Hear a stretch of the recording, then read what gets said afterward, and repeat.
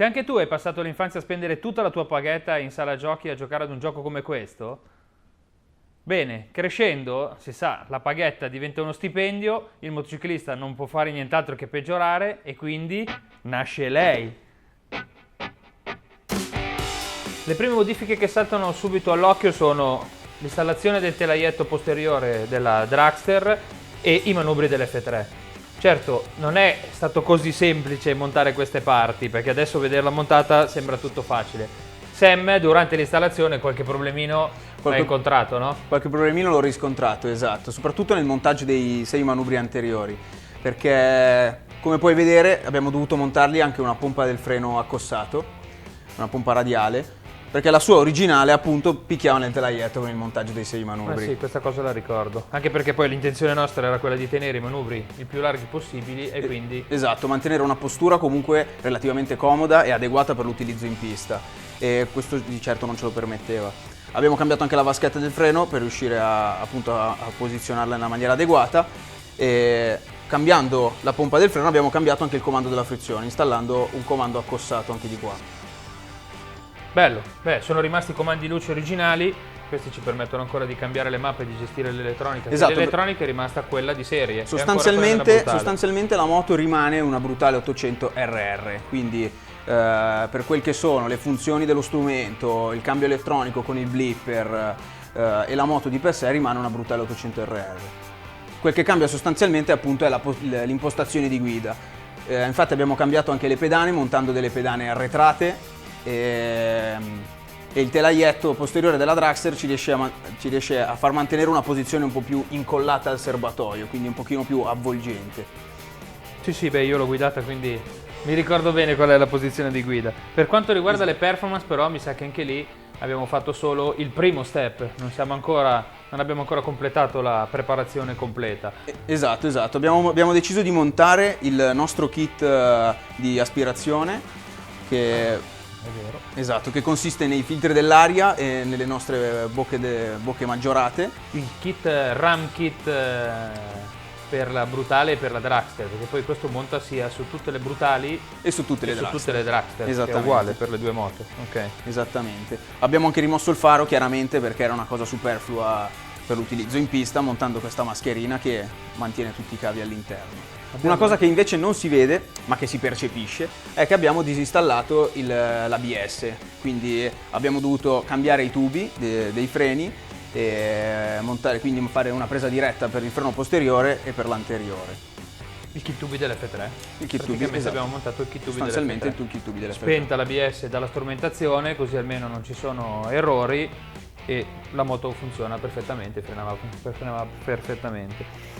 E lo scarico. Lo scarico, esatto. Abbiamo montato, per assecondare un po' il lavoro del nostro kit di aspirazione, abbiamo montato per adesso soltanto quel che è il terminale che aiuta comunque per l'erogazione. Sì, a fare un po' di rumore. Sicuramente a farsi sentire un pochino di più. A fare del baccano.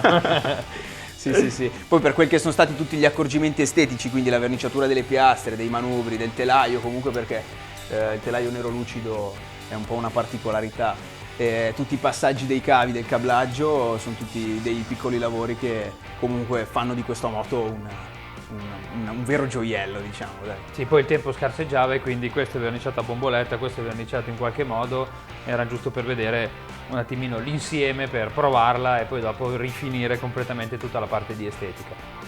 Esatto, quindi questo qua è un primo step verso la pista, verso quel che può essere un nuovo progetto per quel che si tratta la Brutale e la Dragster, un po' in versione pista.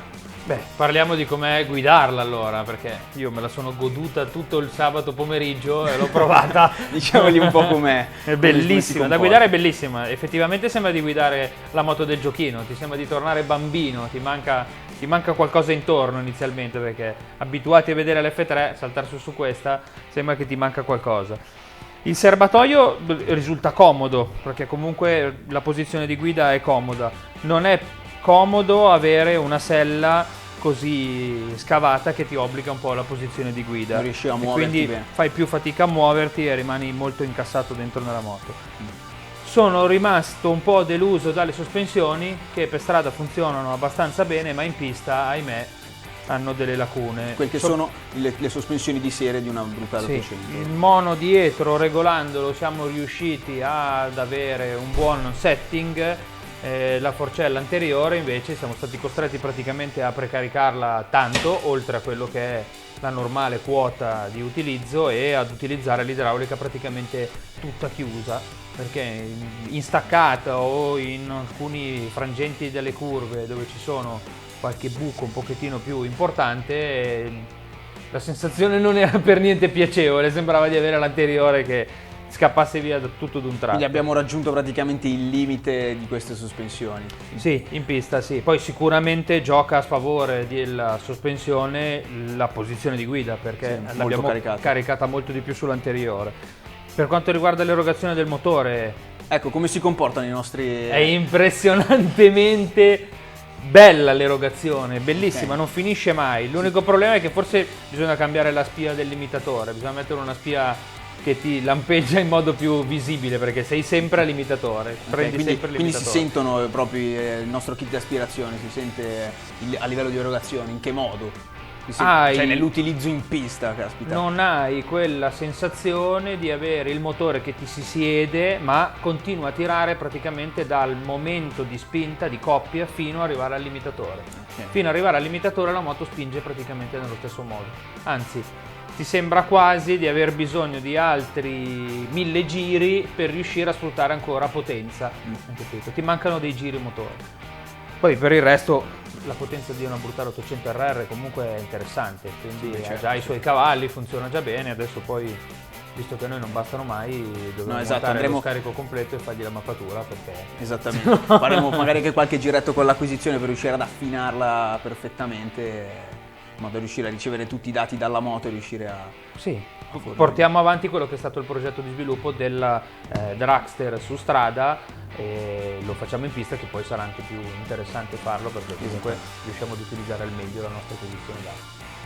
Bene, direi che la presentazione di questa moto è finita. Ci vedremo poi al prossimo step. No, l'intenzione è quella di continuare a sviluppare il giochino. Lavoreremo un po' come dicevi, sulla ciclistica, sulle sospensioni e anche un attimino sull'erogazione. Sì, perché io voglio riusarla di nuovo.